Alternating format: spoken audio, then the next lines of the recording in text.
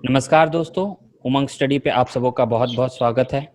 और नमस्कार परीक्षा पे सर। चर्चा के इस एपिसोड में हमारे साथ आज जो हैं वो छात्र खुद जुड़े हुए हैं। जैसे कि बहुत सारे स्टूडेंट जो हैं वो बता रहे थे कि हमें कोई दिक्कत नहीं है, अरे पढ़ाई करो। तो आज खुद छात्र हमारे साथ जुड़े हुए हैं और वो सरकार से, मीडिया से, बाकी जो क्रिएटर हैं, सबसे अपनी प्रॉब्लम बताएँगे कि उनको एक्चुअल में एक प्रॉब्लम क्या आ रही है, ठीक है? और ये सारा डिस्कस करेंगे। तो आज हमारे साथ प्रकाश जी जुड़े हुए हैं और आशीष जी और एक लक्ष्मी नारायण जी भी जुड़े हुए हैं जो थोड़े समय में जुड़ेंगे। तो आप दोनों का बहुत-बहुत स्वागत करना चाहते हैं। प्रकाश झा जी, आप थोड़ा-सा अपने बारे में बताइए और बताइए कि आपको क्या तकलीफ हो रही है एग्ज़ामिनेशन डिले होने के कारण? जी सर, धन्यवाद सर। मैं सबसे पहले उमंग इंस्टीट्यूट को धन्यवाद करना चाहता हूँ। मैं सर लास्ट मार्च में एनटीपीसी एग्जाम का फॉर्म भरा था सर, जो पिछले 1.5 साल से इसका कुछ डेट अनाउंस नहीं हुआ है। मैं प्रधानमंत्री और माननीय रेल मंत्री पीयूष गोयल से रिक्वेस्ट करना चाहूँगा, इसका जल्द से जल्द इसका एग्जाम का तिथि जारी करें और जल्द से जल्द इसका एग्जाम कंडक्ट करवाएं। नहीं, इससे आपको तकलीफ क्या हो रही है? अगर एग्ज़ामिनेशन डिले हो रहा है, इससे क्या दिक्कत आई है आपको? जी, ये तो रोजगार का समस्या देखिए तो बढ़ते जा रहा है सर दिनों दिन। ये सरकार करती क्या है, जब इलेक्शन का समय होती है तब ठीक फॉर्म निकालती है, जब इलेक्शन खत्म हो जाए उसके बाद कुछ उसका ऊपर कुछ ये चर्चा ही नहीं करती है वो। देखिए लोकसभा के पहले ये लोकसभा चुनाव के पहले ये एनटीपीसी और ग्रुप डी का फॉर्म निकला था, बट लोकसभा का चुनाव पूरा कंप्लीट भी हो गया, सरकार भी बन गया, उसके बाद भी कुछ ये एग्जाम के बारे में कुछ चर्चा नहीं करी। उसके बाद लास्ट में जब 1 साल, कोरोना तो इस बीच में आया है, मार्च से स्टार्ट हुआ है, लेकिन 1 साल तक ये कुछ किए नहीं। जब फॉर्म निकाले सितंबर में बता रहे थे कि एग्जाम ले लूंगा, स्टार्ट करूंगा 1 सितंबर में, लेकिन उसके बाद भी कुछ ये लोग उस पर चर्चा नहीं किए, ध्यान नहीं दिए। ठीक है। आशीष यादव जी, आप बताइए आप कहाँ से हैं और आप क्या कर रहे हैं और एग्ज़ामिनेशन डिले होने के कारण आपको क्या तकलीफ हुई? सर मैं उत्तर प्रदेश एटा जिला से हूँ सर। हुँ। सर दिक्कत ये है सर, हम 1 डेढ़ साल से पढ़ रहे हैं सर, और कुछ भी एग्जाम का पता नहीं चल रहा अभी तक। और सर घर वालों से भी कब तक पैसे लें सर पढ़ने के लिए। या सर तो या आप तो घर पे रह सरकार के ये पढ़ रहे बता हैं या दे कि बाहर पढ़ हमने रहे हैं? घर पर रह के पढ़ रहे हैं या बाहर पढ़ रहे हैं? सर पहले बाहर पढ़ रहे थे, अब सबसे कोचिंग बने तो घर पे ही पढ़ रहे हैं। तो अच्छा। सर घर वाले भी कहते हैं बेटा कब तक पढ़ोगे, ऐसे इस तरीके से कब तक खर्चा लेते रहोगे सर। तो सर या तो हुँ, सरकार डेट बता दे हमें कि हुँ, या तो अगली साल कराएंगे, बेशक सर 2021 में एग्जाम कराएं, लेकिन सर हुँ, क्लियर ये बता दें कि एग्जाम होगा और इस हुँ, डेट को होगा सर। हुँ, तो हम एग्जाम का उस तिथि हिसाब से जारी अपने करें सर लोग। मतलब मन लगा रहेगा सर बच्चों का कि हुँ। अच्छा, जैसे अभी आपको जैसे तो आपके सर पापा जी क्या करते हैं हम लोगों का और मन आपको लगा रहेगा। फाइनेंशियली कौन सँभालता है घर में? सर मेरे पापा कृषि करते हैं हुँ। सर, तो वही सब कुछ संभालते हैं और कोई व्यापार नहीं है हमारा। तो पैसों की दिक्कत होती है, जॉब का आपके फिर ऊपर प्रेशर है क्या? सर पैसों की दिक्कत तो आएगी यार, पिछले हुँ, ये सर बहुत प्रेशर होता है सर घर वालों का कि कब तक हुँ, पढ़ोगे, मतलब अभी तक कुछ हुआ नहीं। सर हुँ, 2 साल में 2019 में सर मार्च में फॉर्म पड़े हैं, तब से इसी हुँ, तैयारी कर रहे हैं, और सब हुँ, लास्ट में आ गए, सब कोरोना आ गया इस वजह से, हुँ, और सब कुछ बर्बाद हो गया सर।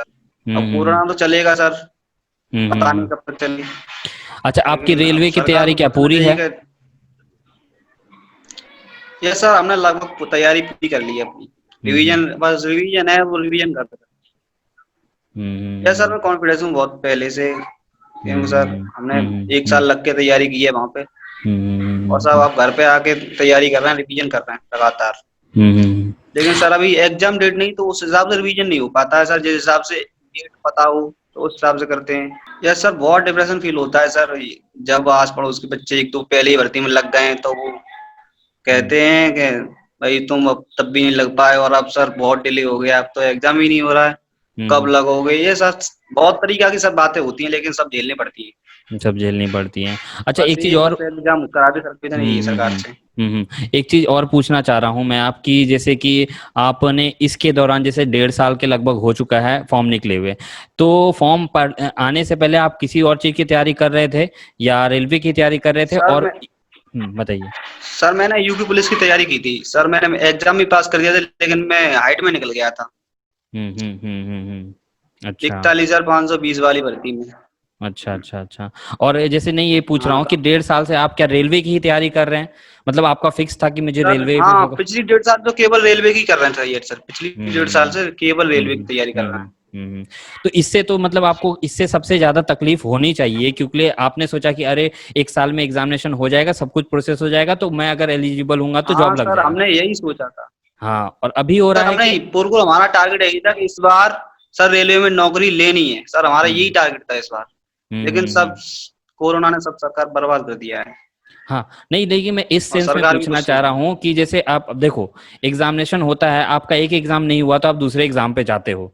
तो रेलवे का 1.5 साल से एग्जामिनेशन नहीं हुआ, तो इस बीच में जब आपको नहीं पता चला तो आप दूसरा एग्जामिनेशन भी तो नहीं ज्वाइन कर पाए ना। मैं ये पूछना चाह रहा हूँ, नहीं तो बहुत बच्चे को अगर पता रहे हाँ कि यस अरे सर, हाँ। हम्म। हाँ बोलिए सर, हमने बोलिए। कोई दूसरा कोई फॉर्म नहीं डाला था सर। हम्म। केवल एनटीपीसी हम्म और ओपी की दोनों की। जी जी। प्रकाश जी, आप भी बताइए, क्या आप कब तैयारी कर रहे थे और इससे पहले कुछ तैयारी कर रहे थे क्या? जी जी, मैं बोल रहा हूँ सर, मैं पिछले 3 से 4 साल से तैयारी कर रहा हूँ। हम्म लेकिन लास्ट बार जो एग्जामिनेशन में दिया था, उसमें 5 से 6 नंबर से हमारा ये सिलेक्शन नहीं हो पाया था सर। हम्म उसकी वजह से मैंने फिर 2019 का वैकेंसी में हमारा 100% सिलेक्शन हम्म हो जाएगा। लेकिन हम्म 2019 के वैकेंसी के बाद जब फॉर्म में फिलअप किया, उसका एग्जाम का कुछ डेट का अभी तक पर पता नहीं चला। 1.5 साल हम्म हो गया, हम्म। अभी तक कुछ पता नहीं चल रहा सर। अच्छा, तो इस दौरान में मतलब आपको असमंजस में नहीं रखा क्या? क्योंकि आपको अगर पता रहता कि 2 साल लगने वाले हैं, 2 साल बाद परीक्षा होगी, तो क्या आप रेलवे के ऊपर इतना फोकस करते?